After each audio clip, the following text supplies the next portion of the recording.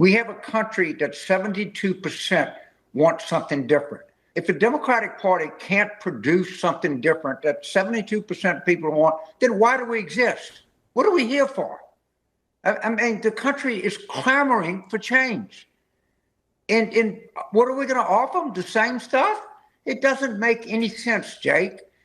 Give the people what they want. Vox populi. They want something different. Let's give it to them. I mean, I just don't get the whole thing. I'll be honest with you. I'm from Bucks, and everybody saw what they saw Thursday night.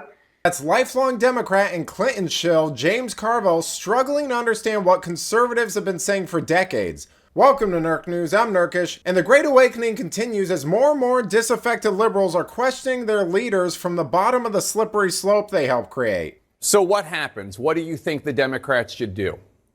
Something different. All right. And I don't know, it'll be messy. It'll be a mess. And that's what change is. But if the Democratic Party is so committed to the status quo and so committed to sticking with something that 3/4 of the country doesn't want, then we have to say, why do we exist? What are we here for? But in mine, we were here to change civil rights. We were here to bring change in Medicare and do great things and family and medical leave and expanding health care and great things that are all part of my party and why I love it. But if we can't bring something that people want, I have to doubt our rationale for being here. I really do.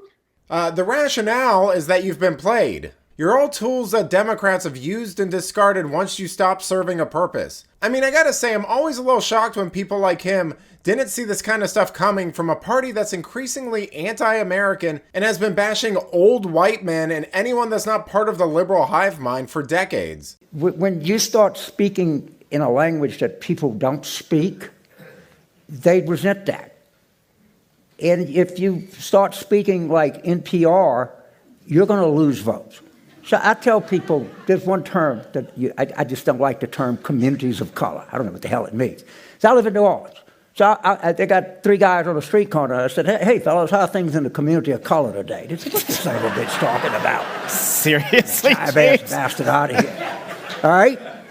Talk to address people like they address each other. And we started on this coded language, and we let it get away from us. And people, it hurt us. And it's what I call coastal condensation, that we know what's best for you. Don't eat hamburgers, don't watch football, don't drink beer. Guess where our young male number is going? In the toilet. All right? Because Democratic messaging, I'm sorry, is too feminine. It just is. Okay, James, I'm going to stop you right there. For as long as I've been alive, Democrats have been smug, know-it-all elitist. The only difference between then and now is that they dropped the act of pandering to middle America and blue-collar people. Here's Carville pointing out another obvious problem, and this time not just with Democrats, but politics in general.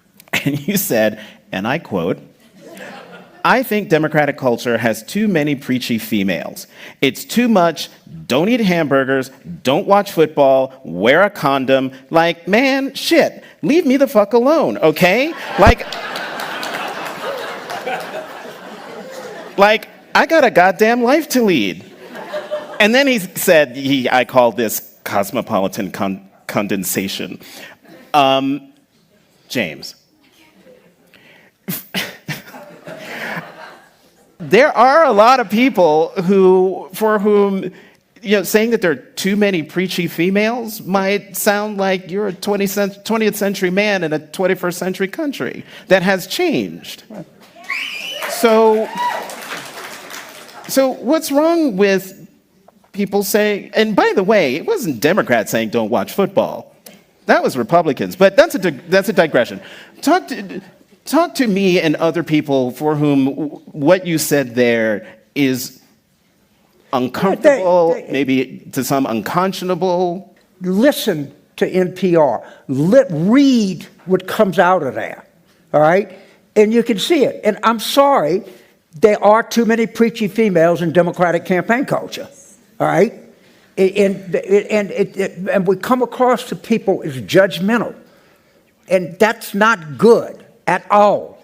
You know, you've got to love how he made valid points about smug elitism and feminine energy corrupting his party, only to get chastised by a smug NPR-looking guy for not being sensitive enough to other people's feelings. You know, the tragedy with Carville and people like him is they might see the light, but the sunken cost is too high for them to actually do anything about it. But let me know what you think. Is there hope for disaffected Democrats like Carville, or are they just going to be left in the dust by a party that never really cared about them in the first place? Let me know in the comments, and if you enjoyed this video, please give it a like and subscribe to the channel. That stuff really does help us out. Until then, this has been Nerk News. Thanks for watching. Bye!